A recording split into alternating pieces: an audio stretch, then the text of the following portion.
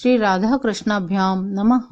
भगवान श्री कृष्ण की कथाओं का आश्रय लेने वाले भक्त जनों, मैं संध्या रानी महात्मा वेद व्यास जी एवं गुरुजनों की आज्ञा से श्रीमद् भागवत महापुराण के तृतीय स्कंद के अध्याय 23 को प्रारंभ करती हूँ। अध्याय 23 कर्दम और देवहूति का विहार। श्री मैत्रेय जी ने कहा, विदुर जी, माता पिता के चले जाने पर पति के अभिप्राय को समझ लेने में कुशल साध्वी देवहूति कर्दम जी की प्रतिदिन से प्रेम पूर्वक सेवा करने लगी।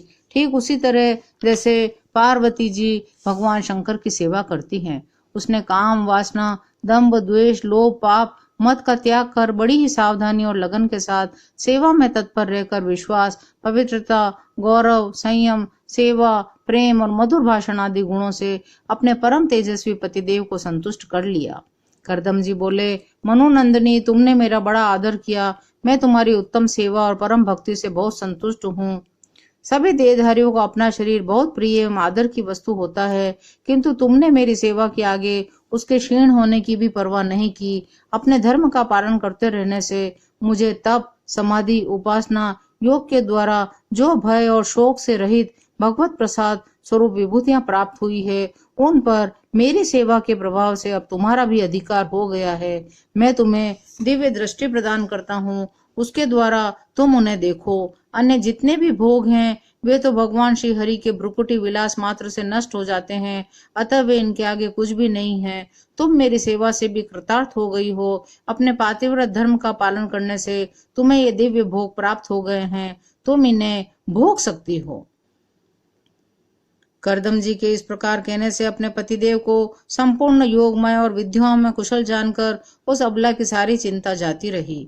देवहूति ने कहा, दुष्श्रेष्ठ स्वामी, मैं यह जानती हूँ कि सभी कभी निष्फल न होने वाली योग शक्ति और त्रिगुणात्मिका माया पर अधिकार रखने वाले आपको ये सब ऐश्वर्य प्राप्त हैं, किंतु प्रभु, आपने विवाह के समय जो प्रतिज्ञा की थी कि गर्भाधान होने तक मैं तुम्हारे साथ गृहस्थ सुख का उपभोग करूंगा, उसकी अब पूर्ति होनी चाहिए, क्योंकि श्रेष्ठ पति के द्वारा संतान प्राप्त होना पतिव्रता स्त्री के लिए महान लाभ है।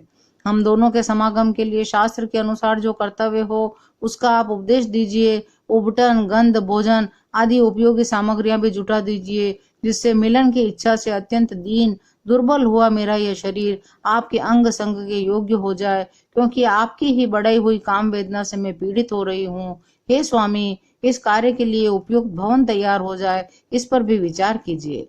मैत्रेय जी कहते हैं, विदुर जी, कर्दम मुनि ने अपनी प्रिया की इच्छा पूर्ण करने के लिए उसी समय योग में स्थित होकर एक विमान रचा, जो इच्छानुसार सर्वत्र जा सकता था। यह विमान सब प्रकार के इच्छित भोग सुख प्रदान करने वाला, अत्यंत सुंदर, सब प्रकार के रत्नों से युक्त, सब संपत्तियों के उत्तरोत्तर वृद्धि से संपन्न तथा मणिमय खंभों से सुशोभित था।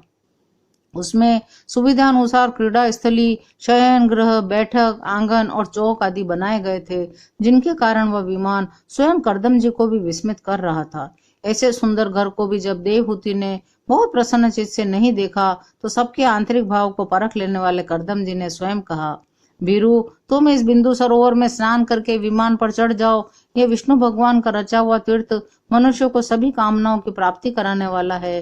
कमल लोचना देवहूति ने अपने पति की बात मानकर सरोवर के पवित्र जल से भरे हुए उस सरोवर में प्रवेश किया। उस समय वह बड़ी मैली कुचेली साड़ी पहने हुए थी, सिर के बाल चिपक गए थे, उनके शरीर में मैल जम गया था, स्तन कांतिहीन हो गए थे। सरोवर में गोता लगाने पर उसने 1000 कन्याएं देखी, जो कि सहसा खड़ी हो गईं और बोली, हम आपकी दासियां हैं, हमें आज्ञा दीजिए, हम आपकी क्या सेवा करें। विदुर जी, तब स्वामिनी को सम्मान देने वाली उन रमणियों ने बहुमूल्य मसालों और गंध आदि से मिश्रित जल से मनस्विनी देवहूति को स्नान करवाया, उसे 2 निर्मल और बहुमूल्य वस्त्र दिए। ये बड़े सुंदर और कांतिमान आभूषण, सर्वगुण संपन्न भोजन और पीने के लिए अमृत के समान स्वादिष्ट आसव प्रस्तुत किए। अब देवहूति ने दर्पण में अपना प्रतिबिंब देखा तो उसे मालूम हुआ वह भांति भांति के सुगंधित फूलों के हारों से विभूषित है, स्वच्छ वस्त्र धारण किए हुए हैं, उसका शरीर निर्मल और कांतिमान हो गया है। उन कन्याओं ने बड़े आदर पूर्वक उसका मांगलिक श्रृंगार किया है।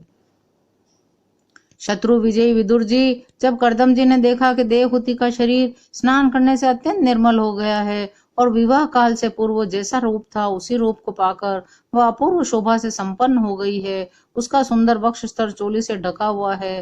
कई दासियां उसकी सेवा में लगी हुई है। उस समय अपनी प्रिया के प्रति अनुरक्त होने पर भी करदम जी की महिमा कम नहीं हुई। विद्याधारियां उनके शरीर की सेवा कर रही थी। उस विमान पर निवास कर उन्होंने दीर्घ काल तक कुबेर जी के समान मेरू पर्वत की घाटियों में विहार किया। ये घाटियां 8 लोकपालों की विहार भूमि है। इनमें कामदेव को बढ़ाने वाली शीतल मंद सुगंध वायु चलकर इनकी कमनीय शोभा का विस्तार करती है तथा श्री गंगा जी के स्वर्ग लोक से गिरने की मंगलमय ध्वनि निरंतर गूंजती रहती है। इस प्रकार प्राण प्रिया देवहूति के साथ उन्होंने वैश्रम्भक, सुरसन, नंदन, पुष्पभद्र, चैत्ररथ आदि अनेकों देवोद्यानों तथा मानस सरोवर में अनुराग पूर्वक विहार किया। उस कांतिमान और इच्छानुसार चलने वाले श्रेष्ठ विमान पर बैठकर वायु के समान सभी लोकों में विचरते हुए करदम जी विमान विहारी देवताओं से भी आगे बढ़ गए। विदुर जी, जिन्होंने भगवान के भव भयहारी पवित्र पाद पद्मों का आश्रय लिया है, उन धीर पुरुषों के लिए कौन सी वस्तु या शक्ति दुर्लभ है। इस प्रकार महायोगी करदम जी ये सारा भूमंडल जो द्वीप पर शादी की विचित्र रचना के कारण बड़ा आश्चर्य में प्रतीत होता है, अपने प्रिया को दिखाकर अपने आश्रम को लौट आए। फिर उन्होंने अपने को 9 रूपों में विभक्त कर रति सुख के लिए अत्यंत उत्सुक मनु कुमारी देवहूति को आनंदित करते हुए उसके साथ बहुत वर्षों तक विहार किया। उनका यह लंबा समय एक मुहूर्त के समान बीत गया। भगवान के आदेश को स्मरण करके उन्होंने अपने स्वरूप के 9 विभाग किए और कन्याओं की उत्पत्ति के लिए एकाग्रचित अर्धांग रूप में अपनी पत्नी की भावना का ध्यान करते हुए उन्होंने उसके गर्भ में वीर्य स्थापित किया।